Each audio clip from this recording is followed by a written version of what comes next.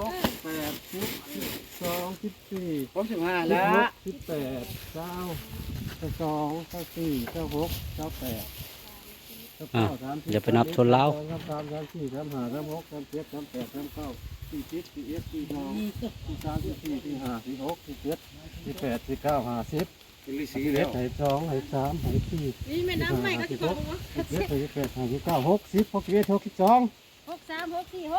65 นานเคาะบาดนี่เคาะคนมานำกันนี่แหละบกล้าย่าบกล้าเคาะ แล้วมาเลยนะ 65สรุปแล้วคือ65 3ของเฮา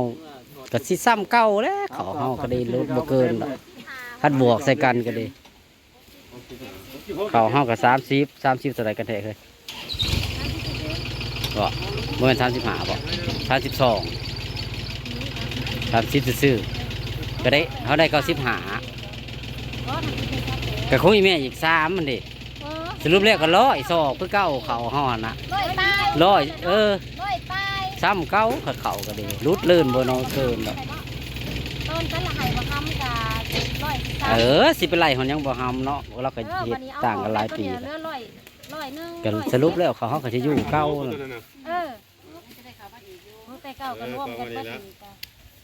เขาก็อยู่เป็นเก่านี่แหละเพราะว่าขึ้นไปทางนั้นมันแห้งบ่ได้มีแต่ปีกะบัดนี้ คอยสรุปแล้วปีนึง สรุปแล้วพี่น้องสรุปแล้วเด้อพี่น้องเอ้ย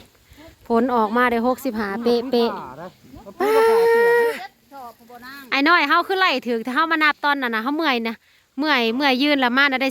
40ยังเหลือกองนี่กับในรถได้เหลือ65เฮาว่ะสมอเป๊ะเลย ชื่อรถเล็ก ป้าไฟสิซื้อก็ซื้อเด้อพี่น้องเอ้ย65 วันจันทร์ ฮะอยากกินข้าวไปกินปลาอยู่เทิงน่ะมีกระปลามีมีปลาแล้วก็มีข้าวปุ้นไปน้องเทพไทยสบายดีปลาลุงกันลูก อย่าชื่อหลาย ไปอีแม่ซื้อรอดข่าวเจ้าได้65นี่แม่ปลานิ้นซื้อเอาในอันนั้นน่ะในห้านมีข้าวปุ้นพร้อมไปพันน้ำจิ้มกับมีน้ำจิ้มพันไหนไว้ในกระโตกเด้อนั่นแหละยังวะ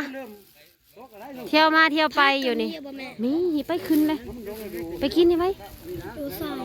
ใน65 67 68เนาะเขาเอาเมื่อ3มาไผ่เป็น68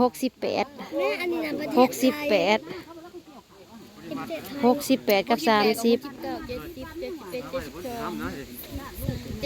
ใส่30ก็เป็น102 ตะบ้าบางหันไปห่อ30 28 จะแปดก็พอดีครบพอดี100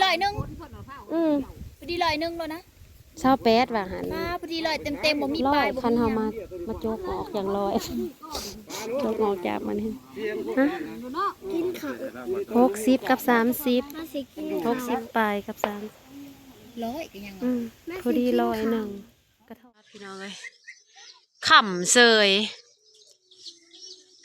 เมิดอีกแล้วพี่น้องจ้าพอบางกับเคยเยอะค้นเขาขึ้นละโอ้เต็มเฮ้ย เลี้ยงไปนี่ เต็มเหล้าแม่เต็มเหล้าแม่แก้ว70 สอบเหรอ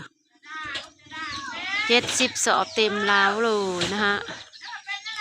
ขำเมิดเลยจะได้ไต่โคมพี่น้องเลยขนาดเราเห็นไว้ได้นี่เนาะเขาตั้งแต่10 โมงได้ปั่นนะบ่ได้พักเลยได้นี่พี่น้องเลยฮะหัวแตก ใครแต่ผู้น้อยพี่น้องตั้งเท้าปั่นตั้งแต่10 โมงจนมาฮอดจักโมงนี่6 โมง7 โมง6 โมงแหละ6 โมงแรงบ่ได้พักเลยค้นกับเที่ยว4 เที่ยว5 เที่ยวพี่น้องเอ้ยค้นเขามา4 เที่ยวอ้าวใครเนี่ยจะได้2เคยเนาะไปรวมทั้งหมดทั้งมวลก็ได้ไป70 สอบวันนี้นะคะมื้อนี้70 สอบรวมทั้งก็คงเฮาเด้มื้อนี้น่ะได้70คงเฮาน่ะ30พอดีเป็น101บัดนี้ก็หน้าโคกเฮาก็ได้ต้นนะหน้าโคกให้เทิงเฮาก็ได้25เป็น120 130ตั้งตัวหลุม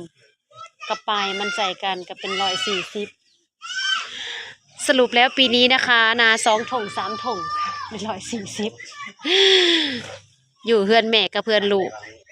อยู่เฮือนเฮาก็มี ไหลลงมา เฮาปั่นกันไว้ปีนี้อยู่เหล้าแม่ก็เต็ม เออ ซื้อกุ้ง100 ซื้อกุ้ง100ขัวให้ลูกกินผู้ใหญ่บ่ได้กินผู้ใหญ่ก็กินแกงหน่อไม้น่ะเคยเราว่าสิเฮ็ดได้แล้วเช้ามื้อซะก่อนเราเฮ็ดเราอยากเราจะเฮ็ดเป็ดกินเรียบร้อยพี่น้องเจอกันกับปีหน้าอีกพุ่นแหละบาทนี่ปีหน้ากินแกงหน่อไม้เยอะเอ้ยสาวไผ่แกงหน่อไม้เกี่ยวข้าวเอาปื้นแล้วตะเวียงตะเว้นแล้วก็จังเฮ็ดกินเป็ดก็ได้เมื่อย